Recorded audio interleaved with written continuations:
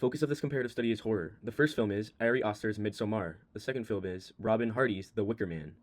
The topic question I will be investigating is how do Midsommar and The Wicker Man use film elements to create a tension between beauty and menace within cult rituals? At the beginning of Midsommar, Dani experiences a devastating tragedy when her sister kills herself and their parents. This loss leaves Dani emotionally broken and completely alone. Her grief is crucial to understanding the rest of the film because it makes her vulnerable and desperate for emotional support. Soon after this trauma, Dani travels with her boyfriend and friends to rural Hallandsgård, Sweden, where the film is set within an isolated pagan commune surrounded by forest.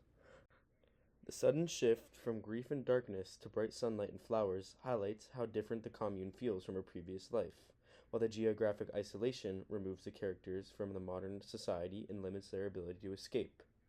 Historically and culturally, the film draws from real Scandinavian midsummer traditions, such as flower crowns, dancing, seasonal festivals, and more. These traditions are usually joyful and communal, but Ari Aster exaggerates and distorts them to create discomfort. Socially, the film reflects modern concerns about grief, loneliness, and the search for belonging. Compared to Dani's emotionally distant boyfriend and unstable friend group, the cult appears very unified and emotionally supportive. Institutionally, the community rejects modern systems like law, medicine, and religion, and instead follows strict ritual hierarchy. As for the Wicker Man, it takes place on Summerside, a remote Scottish island isolated from mainland Britain.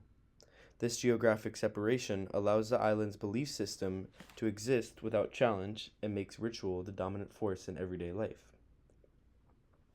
The film follows Sergeant Neil Howie, a devout Christian police officer who arrives on the island to investigate a missing girl. Howie's rigid Christian beliefs immediately clash with the villagers' pagan traditions, which are tied to nature, fragility, and seasonal celebration. Institutionally, Summerside is controlled by a single authority, Lord Summerside, who functions both as the political and religious leader of the island, meaning there is no separation between belief, law, and power. This allows for ritual practices to replace formal justice and makes human sacrifice socially acceptable. The film was released in the early 1970s, a time when traditional religion was being questioned and alternative belief systems were gaining attention. This cultural moment helps explain the film's focus on the pagan revival as both appealing and threatening.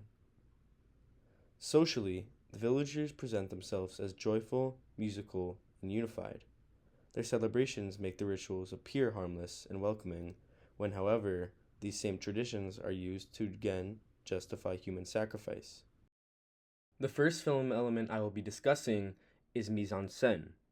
Both Midsommar and The Wicker Man use mise-en-scène to make cult rituals appear beautiful and sacred, disguising extreme violence beneath celebration. In Midsommar, beauty is created through the use of high-key natural lighting, white ceremonial costumes, floral imagery, and strict visual symmetry in the staging of the rituals. During the cliff sacrifice, the elders are positioned at the center of the frame, surrounded by calmly arranged spectators, all dressed in the same spiritual white gowns, making the act appear orderly and sacred, even though a brutal sacrifice is actually taking place. A similar use of mise-en-scène appears in the May Queen ceremony. Dani is elevated on a stage dressed in an elaborate flower gown, while the surrounding crowd wears matching white clothing and moves in unison. These elements, when combined, create a calm spiritual atmosphere that disguises the horror of ritual death and Dani's loss of personal freedom. The carefully controlled staging and costume design reflects how the cult emotionally absorbs Dani rather than immediately threatening her with violence. However, in contrast, the Wicker Man uses colorful costumes, masks, folk decorations, and seasonal imagery to create beauty throughout everyday rituals. Scenes such as the May Day parade and the village festivities appear cheerful and playful, masking the fact that the community is quietly manipulating events toward a planned sacrifice. Unlike Midsommar, the beauty in the Wicker Man is more openly theatrical and performative, using public celebration and tradition to normalize violence as a part of communal life. All in all, both films use beauty to disguise menace, but they do it in very different ways. In Midsommar, mise-en-scène softens violence by framing it as emotional healing and belonging, allowing the cult to absorb Dani through shared grief and ritual. In contrast, The Wicker Man presents beauty as tradition and spectacle, using celebration and performance to normalize human sacrifice as a communal duty rather than a moral crime. In both Midsommar and The Wicker Man, cinematography and editing regulate how the audience experiences the cult's violence. Rather than presenting rituals as chaotic or shocking, both films use camera distance, shot duration, and editing pace to make violence feel controlled, normalized, and ritualized. In Midsommar, cinematography frequently maintains a distant and stable camera position during moments of violence. In the cliff sacrifice scene, the camera remains wide and observational instead of moving closer or cutting rapidly. This distance prevents the scene from feeling urgent or unpredictable, and the extended shot duration allows the action to unfold without interruption, which reframes the violence as structured rather than an emergency. Editing reinforces the effect by avoiding rapid cuts, visually supporting the cult's belief that death is ordered and purposeful. The approach continues in the May Queen ceremony. The camera follows Danny through smooth, continuous movements, and the editing favors long takes rather than fragmentation. By limiting cuts, the film minimizes moments of resistance or disruption. As a result, the audience experiences the ritual as immersive and cohesive, which mirrors how Danny is gradually absorbed into the cult. Cinematography and editing here reduce individual tension and emphasize inevitability, disguising the loss of self with visual order. In the final burning temple scene, editing shifts emphasis away from Christian suffering through the contrast between shot types. A wide shot of the temple burning establishes the scale of the ritual, while a close-up of Danny's face is gradually layered over the image. As the flame grows, Danny's expression slowly changes into a smile. This editing choice redirects attention from physical pain to Danny's emotional transformation, reframing the violence as psychological resolution rather than cruelty. In contrast, The Wicker Man uses cinematography and editing to emphasize separation between the individual and the collective. Throughout the film, wide shots frequently isolate Sergeant Howie within the frame, visually reinforcing his lack of control and isolation from the villagers. Additionally, during ritual scenes, the camera often aligns with the villagers through tracking shots, positioning the audience alongside the community rather than the victim. Editing becomes most significant in the final sequence. Cross-cutting between Howie's panic and the villagers' calm singing prevents identification with his fear. This editorial separation distances the audience from the violence, transforming execution into ritual spectacle rather than personal tragedy. While both films regulate violence through cinematography and editing, they do so differently. Midsommar uses continuity and slow pacing to absorb the individual into ritual, whereas The Wicker Man uses spatial distancing and contrast to reinforce the communal dominance that the cult has. In both cases, visual control prevents violence from being experienced as solely chaotic, allowing it to be accepted as a tradition. Midsommar and The Wicker Man, sound is used to make cult rituals feel unified and celebratory while disguising the violence and manipulation taking place.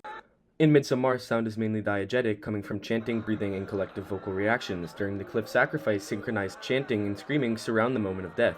Because everyone reacts together, the violence feels shared and controlled rather than chaotic. Sound removes individuality and encourages emotional alignment with the group. This continues in the May Queen dance. Danny's heavy breathing blends with music and voices. What begins as playful gradually becomes overwhelming, showing how sound shifts from celebration to psychological pressure. By emphasizing her breathing, the film pulls the audience into Danny's emotional state and shows how the ritual overwhelms her sense of control. In contrast, The Wicker Man uses cheerful folk songs and communal singing even during moments of danger. This joyful sound creates an uncanny feeling as the music directly contradicts the violence being prepared on the screen. The pleasant tone distances the audience from the physical harm and reframes ritual killing as cultural tradition rather than cruelty.